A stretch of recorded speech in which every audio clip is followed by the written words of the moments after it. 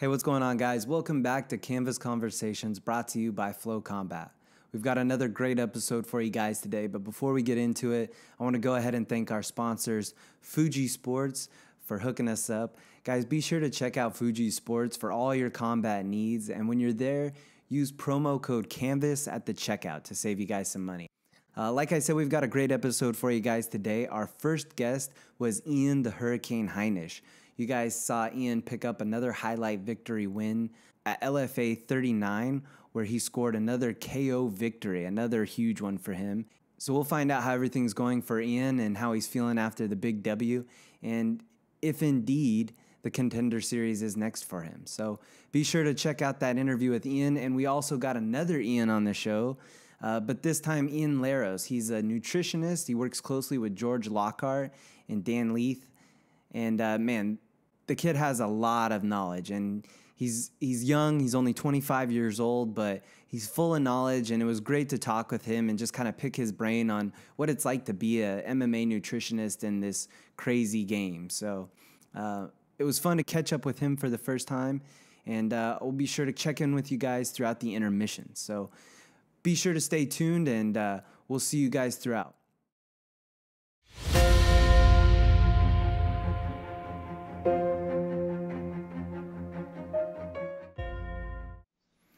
All right, guys, my first guest of the day is coming off of a huge win at LFA 39, where he won by KO to win the LFA interim middleweight title. It's Ian the Hurricane Heinisch. What's going on, Ian? How you doing today, sir? Oh, I'm doing excellent. How you doing? Not too bad, man. That weather looks great out there, man. Yeah, man, I'm just soaking it up. Just out here enjoying the morning and get ready to get to work today. Nice. So you haven't had a practice yet, right? No. Fridays I get the morning off. Tuesday, Thursday I'm up 5:30 a.m. going to strength conditioning at 7. But yeah, no, tonight's just hard sparring. You know, Anthony Smith is getting ready for his fight with Rashad Evans, so I'm going to help him finish off his camp tonight, and he's looking sharp, and I'm excited for him to go up to light heavyweight and make some waves up there. So, Of course. So it must be nice to kind of have a relaxing morning like this, just sipping, I don't know if you're drinking coffee or something, whatever you're sipping on, just relaxing though. That must be a nice little break, right? Yeah, definitely. You know, I have a few days a week where I get the mornings off, and today is one of them, and I'm just going to enjoy a little bit and then probably go for a run, some yoga. Man, so we've been trying to make this happen for a while, brother. I know you've been busy. I've been a little bit busy. So what have you been doing since the fight? Since the fight, I took the week off, was just kind of up in the mountains, just kind of got off the grid. Like, I really need that mental reset. After a fight, you know, it's just so much on the phone, promoting sponsors, people hitting you up for tickets. It's just chaos, and it's just nice to kind of get away from your phone for, you know, hopefully a week, but if not, at least a few days, and just kind of get that mental reset, get some fresh air up in the mountains. And usually I would go to, you know, another country, go to the beach somewhere in Mexico, Colombia, Aruba, somewhere. But this fight's a little different because I know I have to stick around, stay ready, and because the opportunity for the UFC could be any time. So I'm going to be around, and I'm going to be on close to weight, and I'm ready. So I'm excited for the opportunity. You had that title shot with LFA before against Marcus Perez, who went on to the UFC. So what did it mean for you to finally get that belt wrapped around your waist? Was it a bit of a feeling of redemption for you? Yeah, definitely. I mean, I knew I always belonged there, and I knew that fight wasn't me.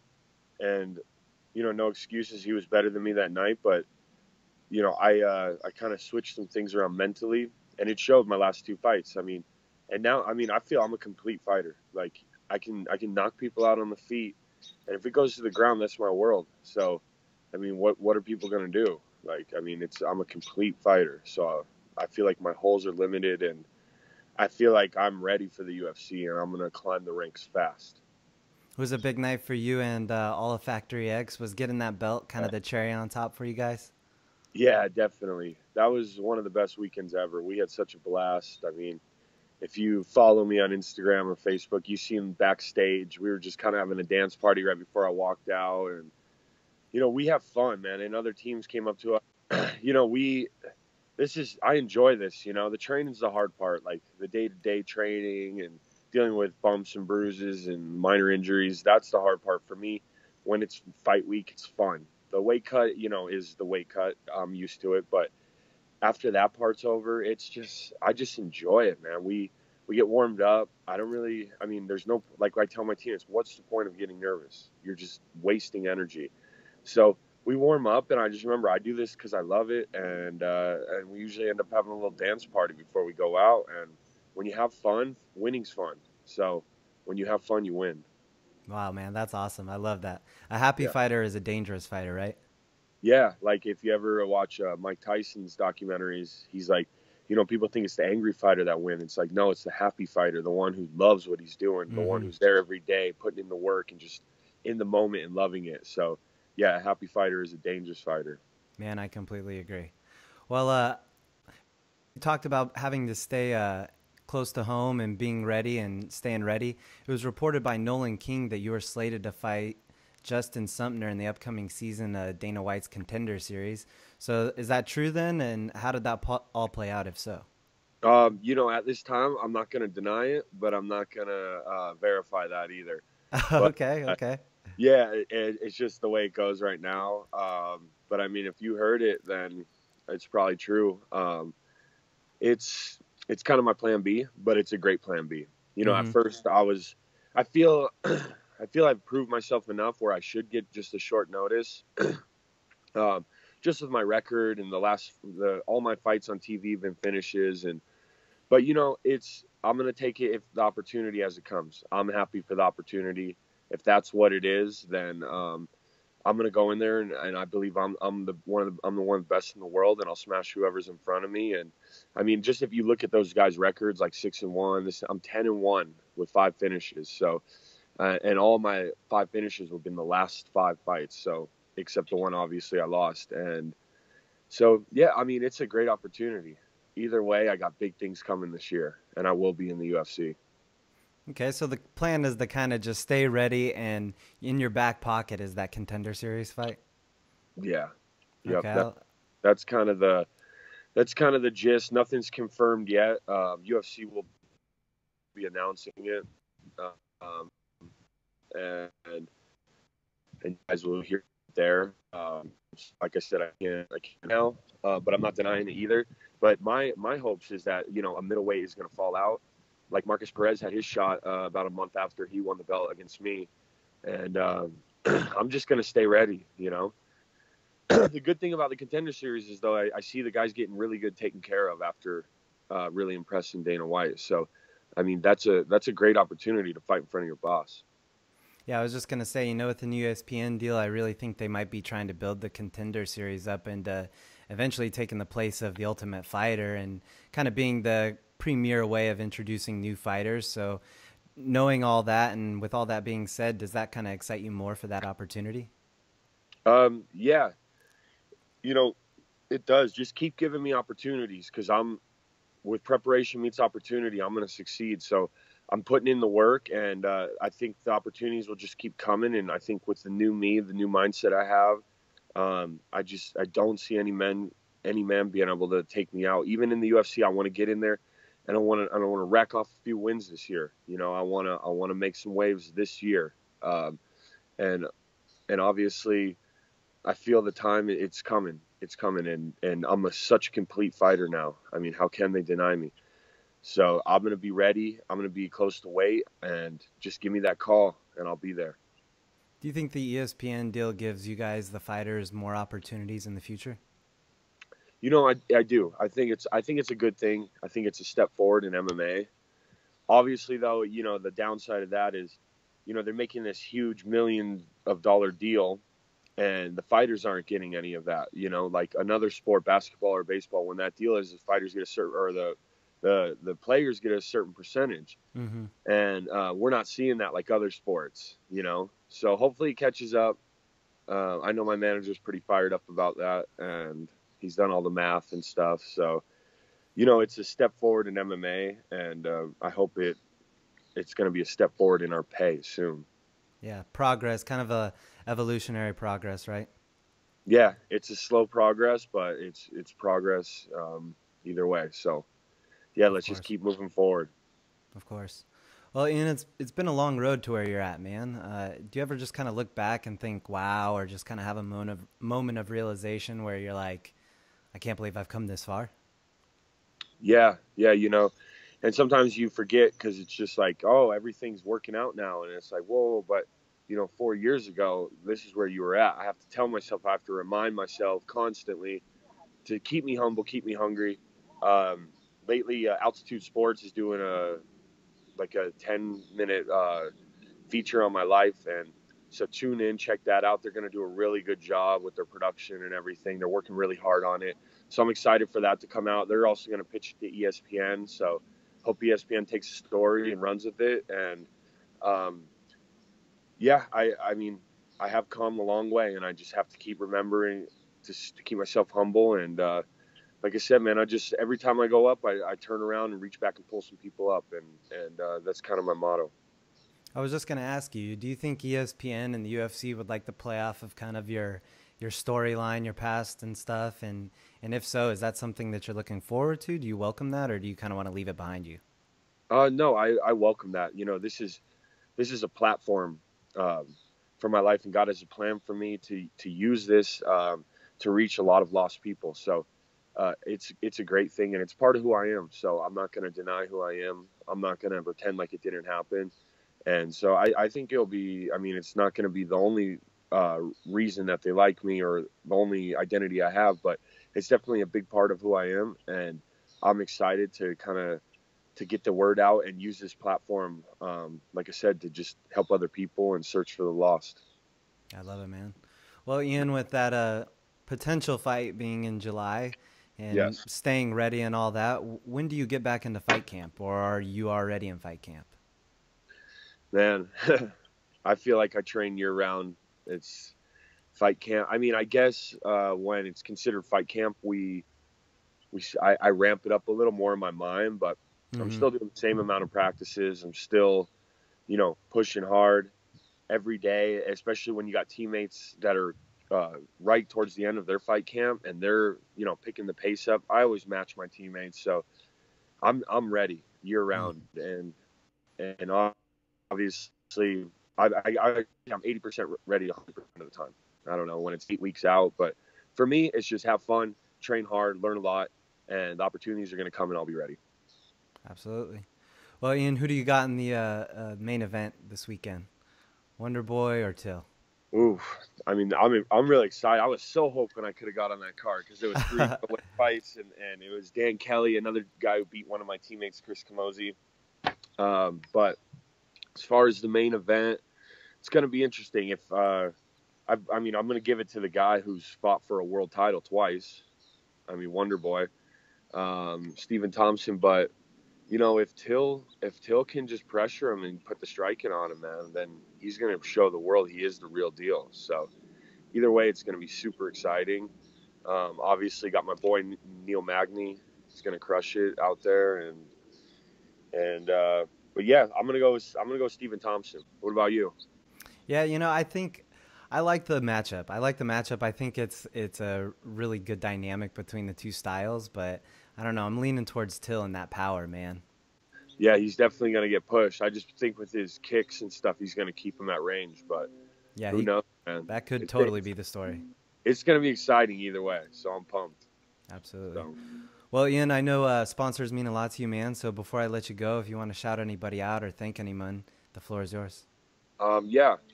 All right. I would like to thank all my sponsors, everyone who supports me from day one. First off, I want to thank Illegal Pete's, Eldorado, Receptor Naturals, CBD. Um, I would like to thank Denver Distillery, Rad Roller, Jesse James Accounting, Denver Sports Recovery.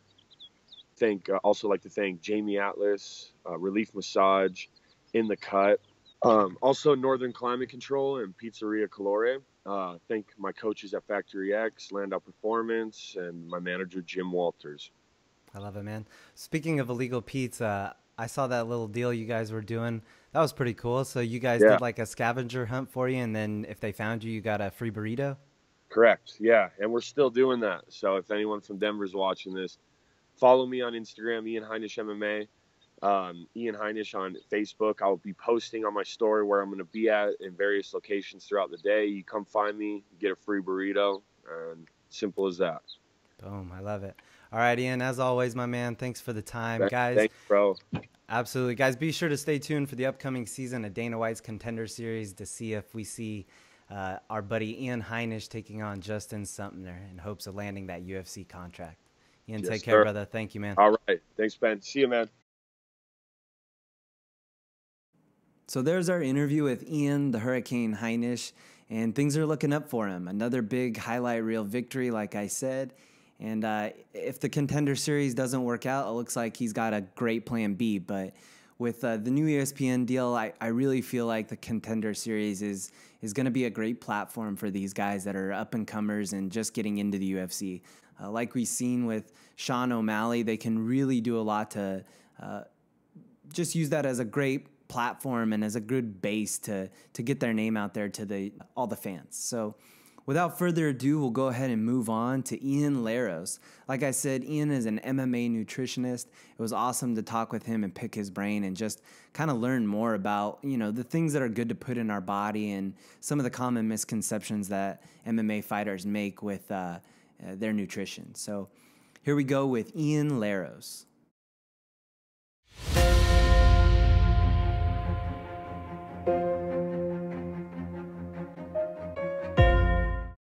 All right, guys, my next guest of the day is not a professional fighter, but he does work with who's who of some of the best fighters in the world. He works with George Lockhart. My guest today is Ian Laros. What's going on, Ian? How you doing, sir? I'm good, man. I just got back last night. Just got back from Peru. I was in Chile for the UFC fights out there. The travel out there is no joke. So I'm just got done training, sort of winding down. Feeling good though. I'm ready to get this next card going in Chicago.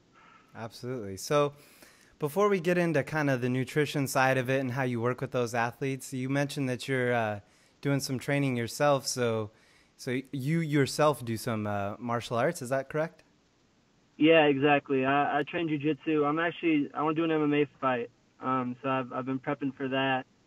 I've been training for a while now, but it's definitely something I've always wanted to do. Being around it, I sort of get that itch more and more. Just being around the guys, seeing what they go through, I want to sort of put myself through the whole process, not just the weight cut, but the fight itself as well. So how did you get into mixed martial arts as not really a fighter, but as a nutritionist? So I started training first before anything. I was a fan. Well, first I was a fan. My dad got me into it at an early age. Started training, and I just fell in love with it from there. And I saw all my teammates having like brutal weight cuts.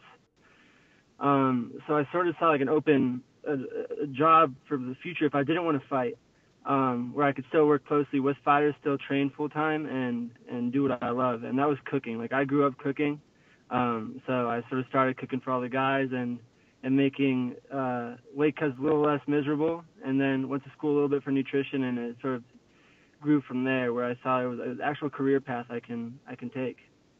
So when you say the guys, who were the first group of guys that you started kind of cooking for and helping out? So I went to Bali, Indonesia for a while, right after school.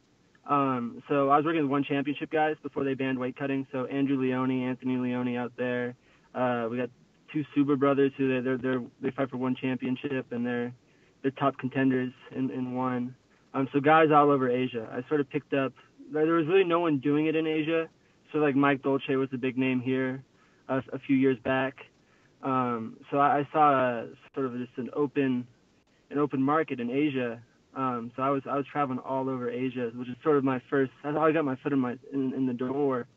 So I was going from Thailand to Indonesia, and like I said, there was no one doing it there. So I was working with almost all the top guys in Asia. How did you get involved in the Asian market? Well, since I was living in Bali, all the guys that fought for One started pushing me because they loved what I did. And then guys started reaching out to me, and it sort of just snowballed from there. And I was probably traveling 2-3 times a month out there. I was going to Russia, just random places all over the world, Myanmar. So I was able to get my experience in places that are very difficult to have proper weight cuts. And so yeah, I definitely got to put in some work in random places. So coming back to the States is easy. Like walking into Whole Foods here and finding everything in one stop. It's completely different than like being in Myanmar and going to like the wet markets and getting like live fish, and it's a whole nother world. So it's a little easier doing it here. It's a good way to cut your teeth, right? Oh, 100%. It's definitely made it a lot easier transitioning back to coming back home. So how did you get involved with George? Through Instagram, actually. His partner, Dan Leith, actually reached out to me. I work with Tiffany Van Soest. She's a former Glory world champion, and he followed her. Me and Tiffany actually moved out to Bali at the same time, and we actually moved back 2 years later. So he reached out to me through Instagram and was wondering if I was interested in sort of being part of what they were doing, because they basically had too many fighters and they couldn't keep up with the demand.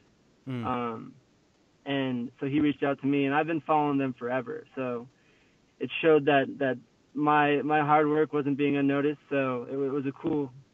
They've changed my life completely. They gave me a huge opportunity to work with like some of the biggest names in the world, like Rao the Gate. I was in Australia with Luke Rockhold, and they really believed in my skill, and so it was cool. It was through Instagram though. To answer the question, he reached out to me through Instagram, and then gave me a couple shots, and then they liked what I did and believed in me, and they've been really pushing me. Wow, that's awesome.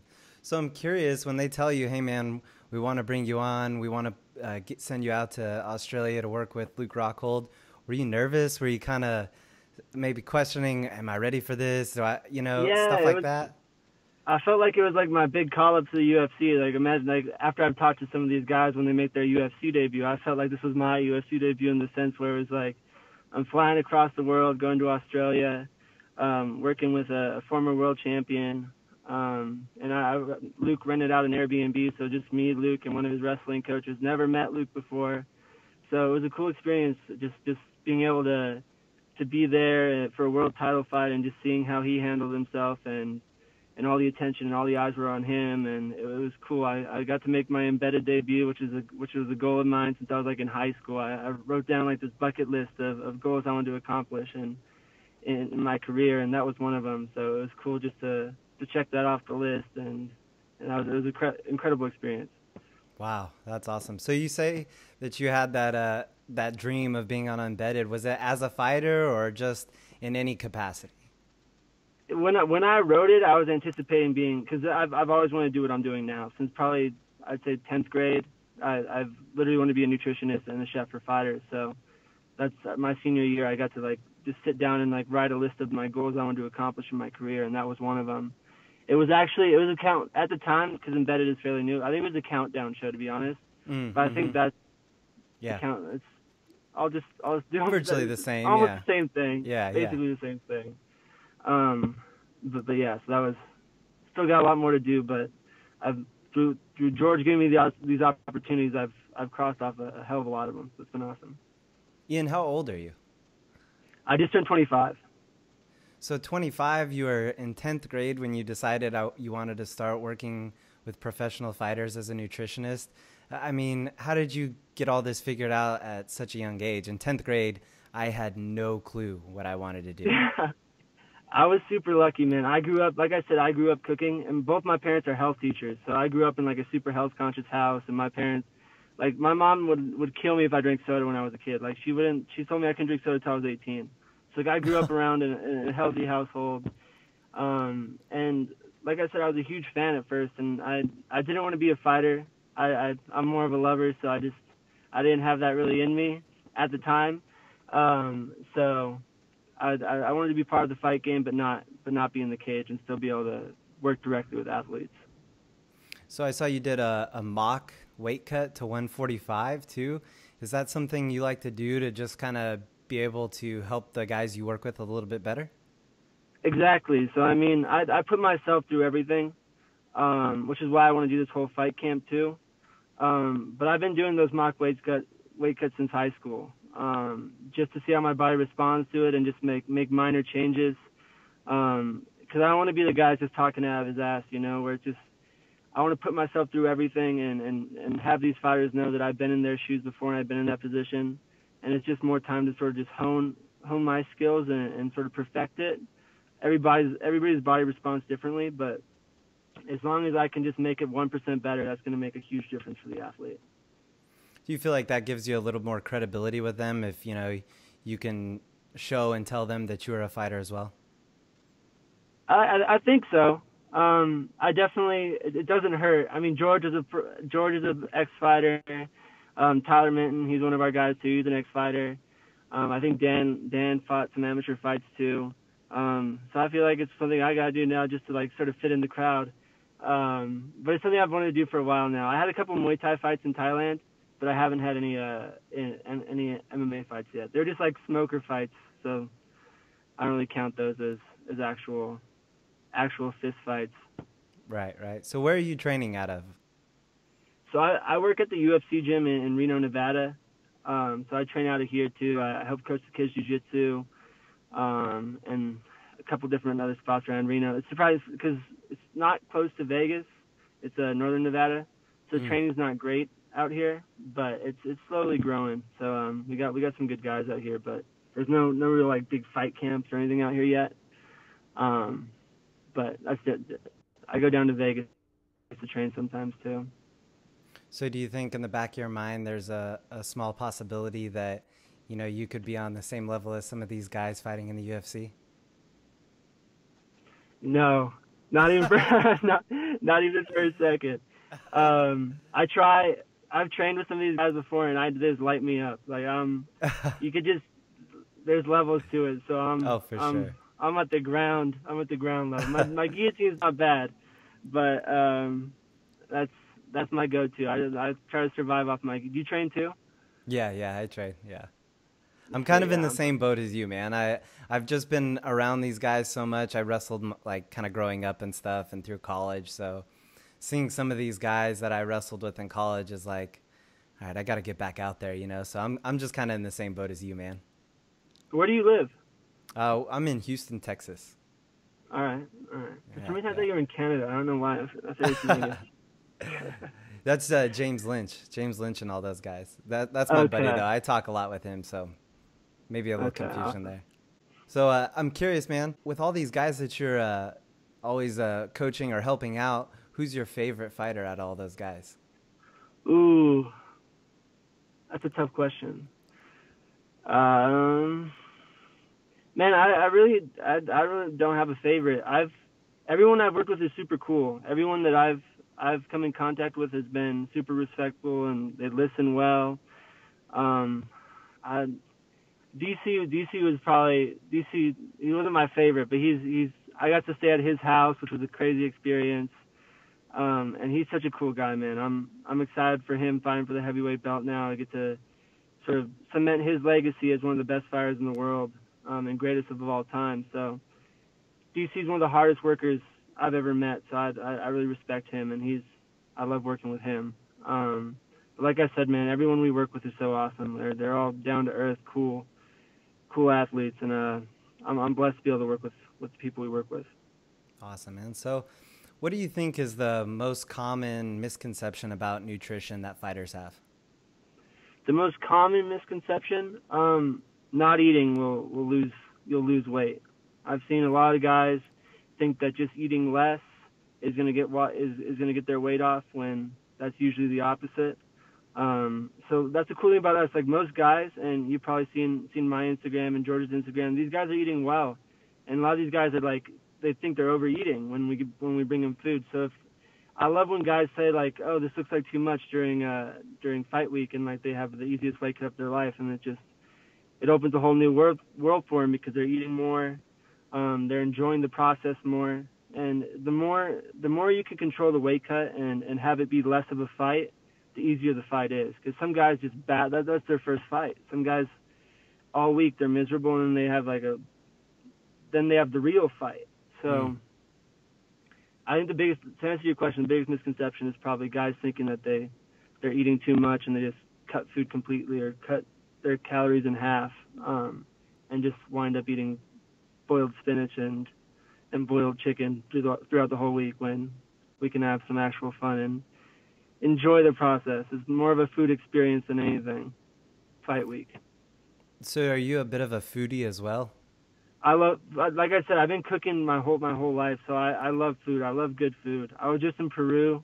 I took a couple of days off after Chile and went to Peru, and man, the food there is incredible. All I was doing was eating, and so I got some cool stuff. I like to travel and like get these recipes and make them weight cut friendly. That's the cool thing about traveling to all these different places and working with fighters from all over the world.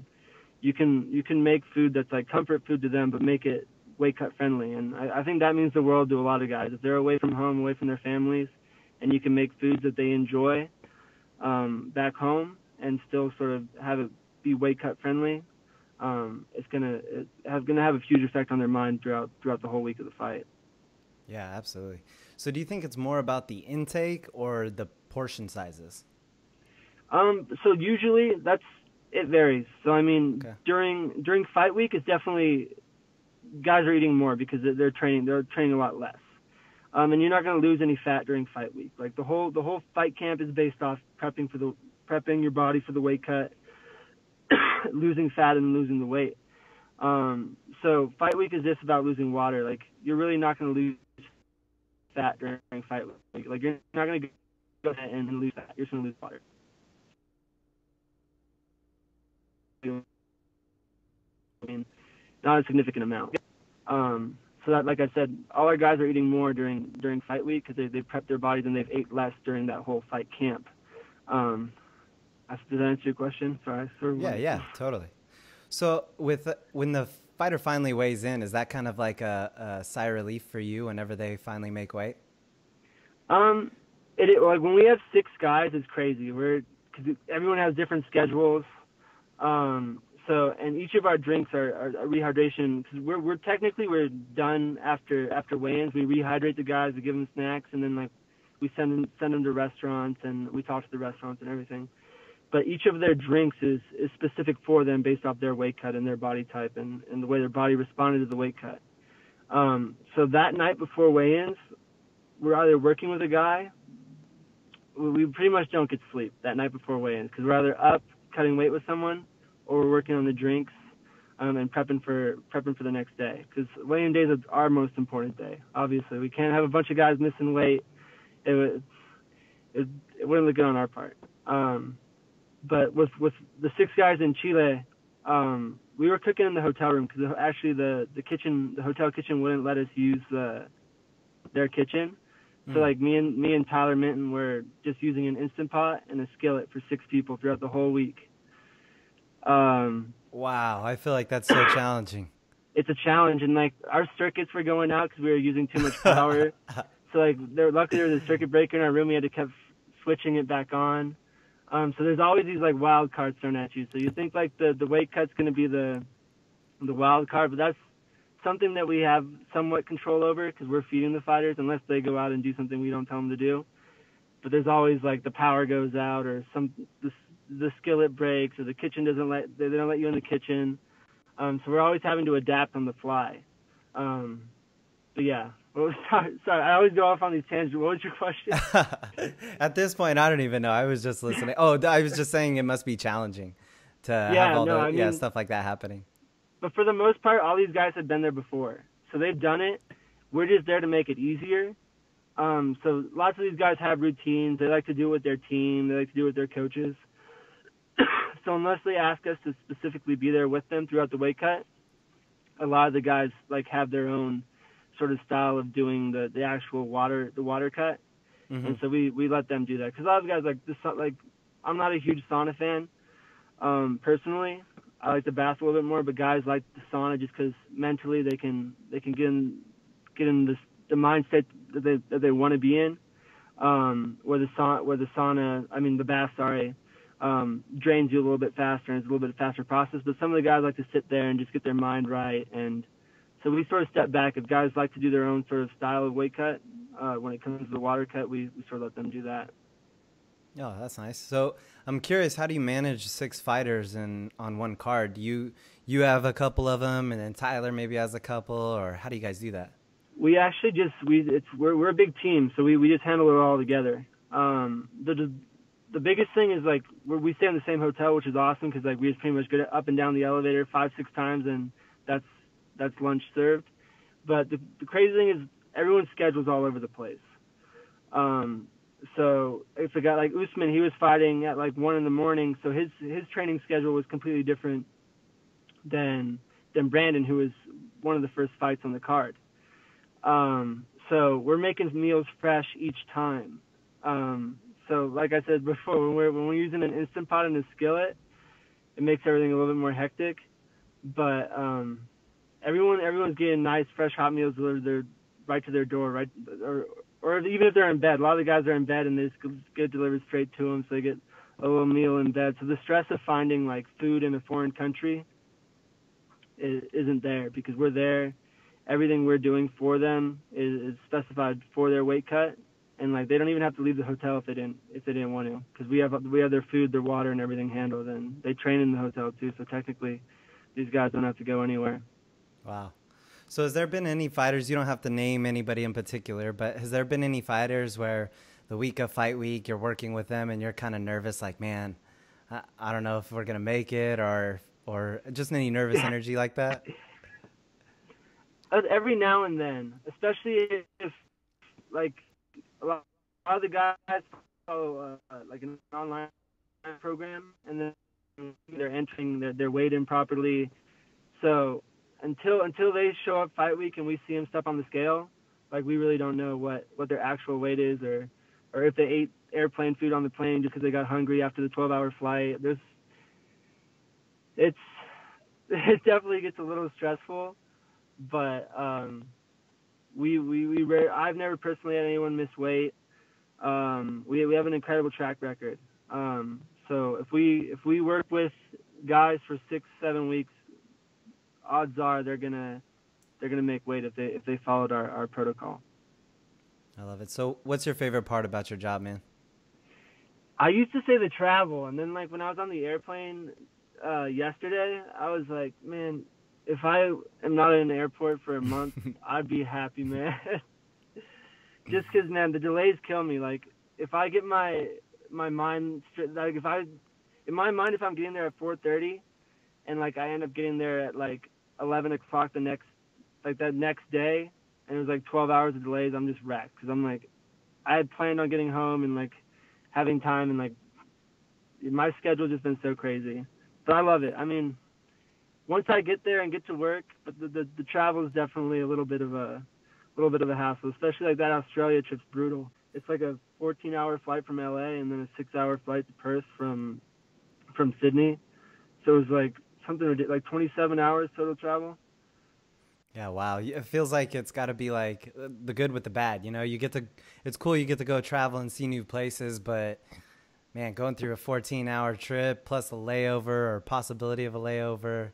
Yeah. And it's mostly in the hotels. So people are like, oh, it's so cool. You got to go to Perth. I'm like, well, I stayed in the hotel for most of the time and like went to the store, but it's like, you don't get the same. It's not like you're going there for vacation. Like you don't. Sometimes we do touristy things. Like this last time, me and Tyler went up to like this big viewpoint in Chile. So every now and then we have time to like squeeze in. Like me and Luke went to go see some kangaroos in Australia, and we got to feed them. So like you get to do little cool things every now and then. But most of the time we like trapped in the hotel room, and yeah, just the cool thing is when the hotels let you use the kitchen. When the hotels let us use the kitchen, I know it's gonna be an easy week. Just because we have pots, pans. You don't have to wash stuff in the like. Have you ever tried washing a pot in a hotel sink? Dude, I try and not wash any pots and pans or dishes. I try and stay away from the dishes as much as I can in my house. It's a night. I love cooking, but dishes are like my least favorite thing in the world. Me too. Because before I started cooking, I did a whole summer of just washing dishes. So I have nightmares about like just dirty dishes and the never-ending piles of dirty dishes. So when you're doing cool stuff like that with Luke, or you're staying the night at DC's house, do you kind of have to stop and pinch yourself and like, I can't believe this is what I do for a living. Like, this is my job. I'm getting paid to do this. Like, I get that question a lot, and man, I've honestly been like envisioning this for myself since I was a kid. Like I'm a big fan of just like not really meditating, but just like envisioning things before they happen, and creating these sort of situations in my head where it's like I've been here before, but I haven't. Where it's, if that makes any sense. No, totally. I do the same thing. I love to do the same thing, man. And it's made the transition easier because it's like I try not to get overwhelmed by the moment because man, I'm 25. I realize I'm 25 years old. I'm working with some of the best athletes in the world. But if I like sit back and like overthink those negative thoughts, and that's just gonna overcome me. Where it's just like I've been here before. It's another fighter I'm working with, and I try not to let the moment overcome me. Because man, and then again, they're just regular people. Like in my head, they're like built up as like these crazy like world champions, but they're just regular guys that. And that's the cool thing. It's like DC is just a normal guy in an extraordinary situation to be the best fighter of all time, and he's worked his ass off, and he's just it's just like I said, man, he's one of the hardest workers I've ever met. So if I could learn a little bit from him and apply that to sort of what I'm doing, I'll gain a wealth of experience just from being around someone like that. Seems like you're a go-getter, man. You're only 25. You kind of got a dream job going. I'm curious, where do you see yourself in the next couple of years? How do you keep improving? That's a good question, man. I'm always just trying to improve. Like I said, I'm always working on recipes, just staying up to date on nutrition articles, just everything I can just to get a little bit better. Like I said, that 1% better is something I strive for. If I'm just getting a tiny bit better each day. But as for goals, man, I see Tyler. I look up to Tyler. He's nominated for Coach of the Year, and that's something that I'd love to do as well. I'd love to win that Coach of the Year for MMA awards. Tyler's gonna win it this year, but I was telling Tyler in Chile, I'm coming for that title after he gets it. A little bit of friendly rivalry, right? Yeah, exactly. But no, like I said, we're all a team, and George and Dan. George's out in London right now. He's working with like 5 or 6 guys. We got Dan Hendrick, this English guy out there who's an incredible chef and nutritionist as well. So man, we're really building the dream team. Like there's really no one else out there that does what we do with as many fighters as we work with. And there's been names that come in and out, but like, man, we're the future of this whole thing, and we're sort of taking over the whole game. We got everyone, and we work with most of the champions in the UFC, so it's just gonna grow from here. We got a lot of big things coming up. This summer's gonna be crazy. I'm gonna be on the road like 5 weeks, 6 weeks, the next 6 weeks. So all yeah, UFC stuff. All UFC stuff, yeah. And then we have a girl named Macy Barber. Oh yeah, she's from Colorado. She's fighting on the Contender Series. She's a gangster, man. She's gonna be a world champion. She's got that same mindset. She wants to be the youngest champion in UFC history. So John Jones, he was like 23 and a few months when he beat Shogun. And Macy's gone in to beat that record. And so she's on the Contender Series coming up. So keep an eye out for her. She's super, super talented. And man, she eats, breathes, and lives MMA. Like she's like that next generation of people that have been training their whole lives to be MMA fighters.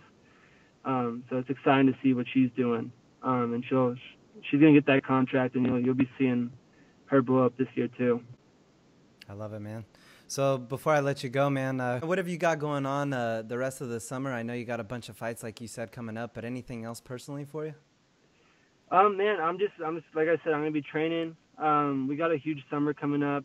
I'll be working either on every card. We got Chicago coming up. We're doing a bunch of certifications out there too. So anyone that really wants to get their foot in the door and is interested in like this sort of career path, we're actually getting people certified as weight cut specialists, so they can fly out to Chicago. We show them how to cook. We show them the whole weight cut process, rehydration. It's basically a seminar with George Lockhart, Dan Leith, and the whole team. So I'll be in Chicago. We have 5, 6 guys on that card. So I think we're working with Megan Anderson. We're working with DeSanjos, Pettis. We're working with pretty much everyone on that card. So got a huge summer coming up, which I'm just pumped for. I just gotta get a couple days sort of recharge, get back on the mats, and then I'll be ready to hit the road again. I love it, man. So I'm curious for the up and coming fighters that aren't maybe in the UFC, that are in LFA or the up and coming promotions. If they want a nutritionist or they want some help, what should they be doing? How should they be finding help? Man, we have an awesome online program that's super affordable, Fitness VT. And then reach out to me, reach out to George is hard to get a hold of sometimes just because he's got such a big following. Reach out to Tyler, but reach out to any of us. We're all happy to help. We're here for the athletes, so young up and coming athletes, whoever you are, we want to work with you. We want to help you. So social media is the best way. I mean, that's how George hooked up with me and sort of changed my life. So, I mean, I'm willing to work with anyone. So just message me on Instagram, and I'm happy to help any fighter anytime. All right, guys, there's my interview with Ian. It was great to speak with Ian, man. He's got a lot of knowledge, and for only being 25, the kid has really got his head on his shoulders. So it'll be awesome to see what he makes of himself as time goes on.